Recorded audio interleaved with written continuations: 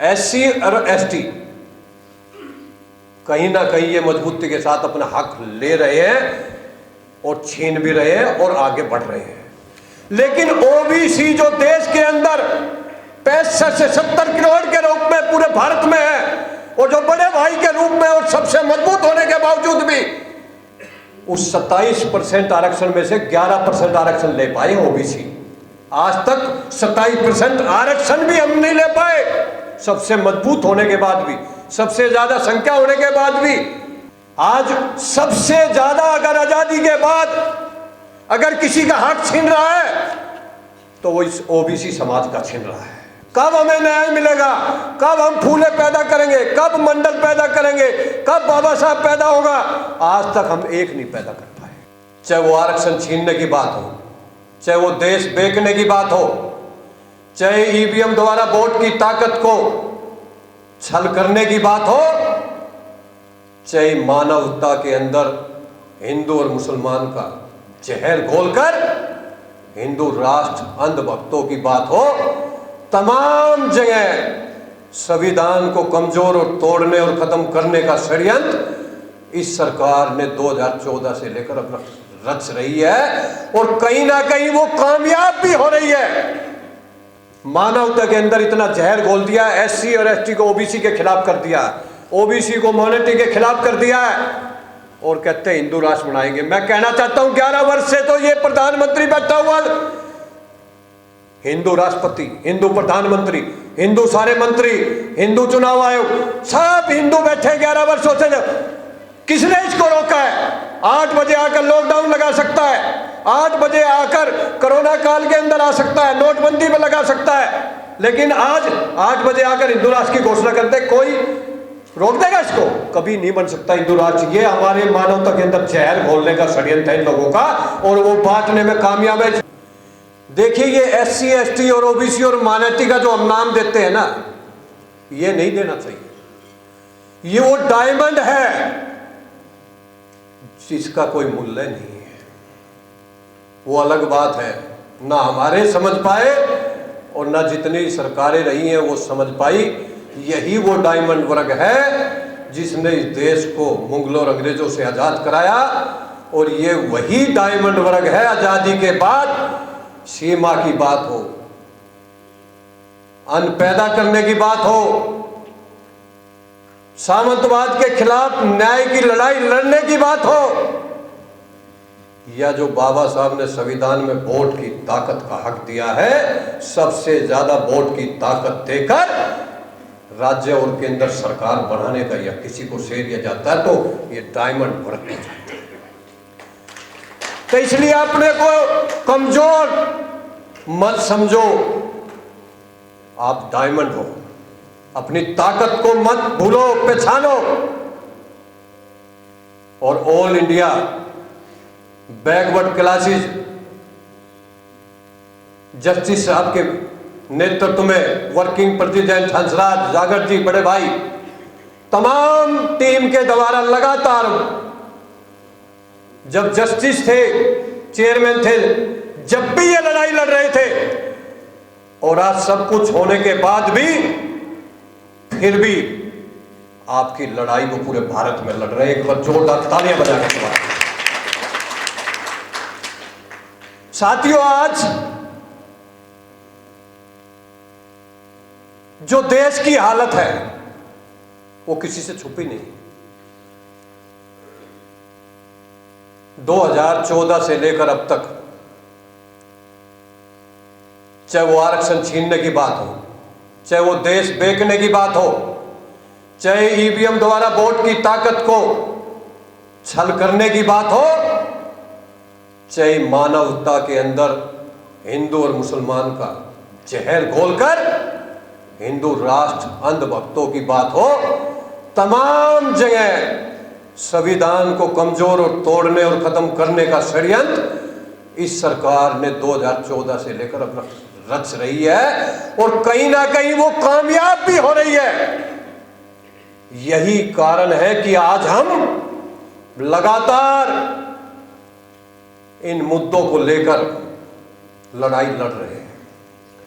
लेकिन आज हालत यह है ना हम ईवीएम हटा पा रहे हैं और ना ही हम आरक्षण बचा पा रहे हैं। क्यों? क्योंकि चाहे एससी एसटी, चाहे ओबीसी के संगठन हो, चाहे हमारी पार्टियां हो, वो सब कबीलों में लड़ रहे हैं। और जब तक तमाम डायमंड वर्ग के भारतवर्ष के संगठन एक मंच पर आकर और अपने महापुरुषों के बनाए हुए रास्ते पर नहीं चलेंगे और राष्ट्रव्यापी आंदोलन खड़ा नहीं करेंगे, तो आने वाले समय में आपकी पीढ़ियां, आपके बच्चे भी आपको माफ नहीं करेंगे। आज ये देश गुलामी की तरफ जा रहा है। और मैं तो एक चीज कहना चाहता हूं, कई साथियों ने बोला, एससी और एसटी कहीं ना कहीं ये मजबूती के साथ अपना हक ले रहे हैं और छीन भी रहे हैं और आगे बढ़ रहे हैं।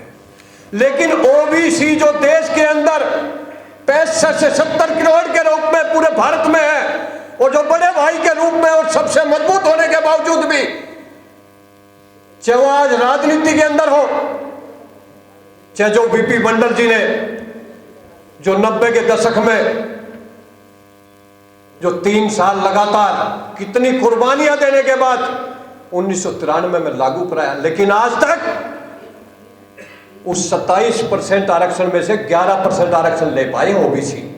आज तक 27% आरक्षण भी हम नहीं ले पाए, सबसे मजबूत होने के बाद भी, सबसे ज्यादा संख्या होने के बाद भी। कहीं ना कहीं ये ओबीसी उन अंधभक्तों की हिंदू राष्ट्र में भी उनकी दरिया बिछाने का काम कर रहे हैं। आज सबसे ज्यादा अगर आजादी के बाद अगर किसी का हक छीन रहा है तो वो इस ओबीसी समाज का छीन रहा है। आज न्यायपालिका से लेकर चले जाइए, केंद्रीय विश्वविद्यालय में चले जाइए, 2017 से लेकर 2021 तक 11,000 से सीटें ज्यादा एमबीबीएस की नीट के अंदर आपके खत्म कर दी गई। अब कहीं आपके ऊपर क्रिमिनल लगाया जा रहा है। आज दिल्ली के अंदर जो हमारे बाहर से आए हुए लोग हैं, 93 के एक्ट के लागू की वजह से आज ओबीसी का सर्टिफिकेट नहीं बना पा रहे, शिक्षा नौकरियों में हिस्सेदारी नहीं मिल पा रही। आज राजनीति के अंदर 27 मंत्री तो इस नकली ओबीसी ने बना दिए, मां प्रधानमंत्री ने, लेकिन आज तक 27% आरक्षण ओबीसी को नहीं मिला है।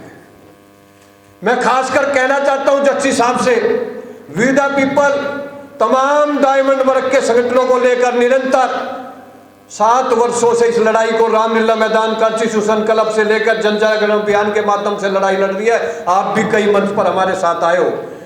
मैं आपको विश्वास दिलाता हूं, वी द पीपल के साथ जितने भी डायमंड वर्ग के संगठन हैं वो आपके साथ नीचे बैठकर आपकी रोड पर लड़ाई लड़ने के लिए आपके साथ कंधे से कंधा मिलाकर खड़े हैं। आप आगे बढ़िए, क्योंकि आज जरूरत है संविधान बचाने की, देश बचाने की, और उसको वही बचा सकता है जो देशभक्त होगा, जो डायमंड वर्ग होगा, जो बाबा साहब फूले परियार कुशवाहा जी के, बीपी मंडल जी के पच्चीनों पर चलने वाला होगा। जस्टिस साहब, इस देश को आजाद हुए 78 वर्ष हो गए, लेकिन आज भी वही लड़ाई हम लोग लड़ रहे हैं। कब हमें न्याय मिलेगा, कब हम फूले पैदा करेंगे, कब मंडल पैदा करेंगे, कब बाबा साहब पैदा होगा, आज तक हम एक नहीं पैदा कर पाए। इसलिए मैं इतना ही कहना चाहता हूं, समय का अभाव है। मानवता के अंदर इतना जहर घोल दिया, एससी और एसटी को ओबीसी के खिलाफ कर दिया, ओबीसी को माइनॉरिटी के खिलाफ कर दिया है, और कहते हैं हिंदू राष्ट्र बनाएंगे। मैं कहना चाहता हूं 11 वर्ष से तो ये प्रधानमंत्री बैठा हुआ, हिंदू राष्ट्रपति, हिंदू प्रधानमंत्री, हिंदू सारे मंत्री, हिंदू चुनाव आयोग, सब हिंदू बैठे 11 वर्षों से। किसने इसको रोका है? 8 बजे आकर लॉकडाउन लगा सकता है, 8 बजे आकर कोरोना काल के अंदर आ सकता है, नोटबंदी में लगा सकता है, लेकिन आज 8 बजे आकर हिंदू राष्ट्र की घोषणा करते, कोई रोक देगा इसको? कभी नहीं बन सकता हिंदू राष्ट्र। ये हमारे मानवता के अंदर जहर घोलने का षड्यंत्र है इन लोगों का, और वो बांटने में कामयाब है। इसलिए मैं कहना चाहता हूं, इस देश को आजादी से लेकर आज तक जो मजबूत करने का, विकास में वोट की ताकत से हिंदू मुसलमान सिख ईसाई सभी ने किया है।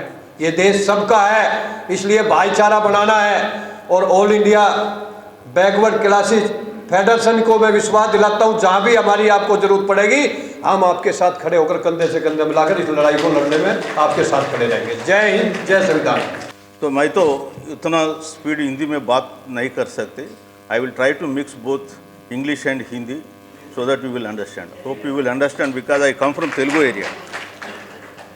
या अभी तक पूरा स्पीकर्स ने बहुत इश्यूज रेज करे, तो हम भी तेलंगाना में आफ्टर रिटायरमेंट होने के बाद हम ईश्वराय से साथ काम कर रहा है। Actually after retirement I found one organisation that is BC intellectuals forum.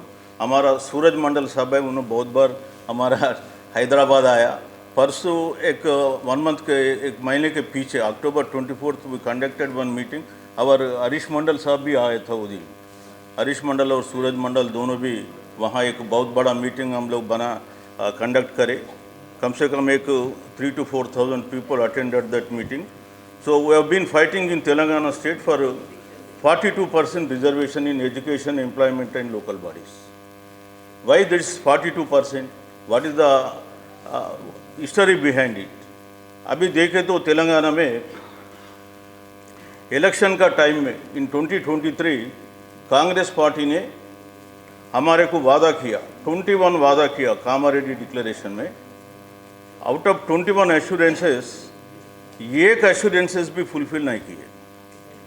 हम लोग पीछे पड़े तो हमारे पास जाति का गणन हो गया, कैस्ट सेंसस होने के बाद we have fought for increasing of the reservation in education, employment and local bodies. Basing on our demand, they have increased the reservations to 42% and they sent the bills to parliament को भिजाया और यहीं वहाँ रोक गया वो। अभी 8 महीना हो गया। बीजेपी गवर्नमेंट ने उसका ऊपर कुछ डिसीजन भी नहीं ले रहा है और हमारा कांग्रेस पार्टी भी कुछ भी नहीं बात कर रहा है इसका। तो इसलिए हम लोग ये 42% का लिए 42 हिंदी में exactly I think. So this 42% का ऊपर हम लड़ाई कर रहे हैं। अभी 42% रिजर्वेशन का एक स्ट्रगल कमेटी है, वो उसका कमेटी का हमारा ऑनररी चेयरमैन ईश्वराय साहब है और वाइस चेयरमैन विशारदन साहब है, मैं उसका प्रेसिडेंट हूँ। तो अभी तेलंगाना में एक BC मूवमेंट तो हम लोग चला रहे, तो वैसे भी मूवमेंट्स एवरी स्टेट में रहे तो डेफिनेटली ये गवर्नमेंट हमारे कुछ सुनते नहीं तो नहीं सुनेगा। आप लोग बोल रहे हैं हम तेलंगाना में अभी बीजेपी का पावर में आने के लिए वो लोग बहुत शौक है, मगर इट्स नॉट पॉसिबल। क्यों बोले तो civil society organisation they are भी बहुत ज़्यादा एक्टिव है। We have been working for it. Recently one by election was also held in Hyderabad. वो बाई इलेक्शन में भी बीजेपी का डिपॉजिट भी नहीं आया, डिपॉजिट भी नहीं आया। वो वैसा हालत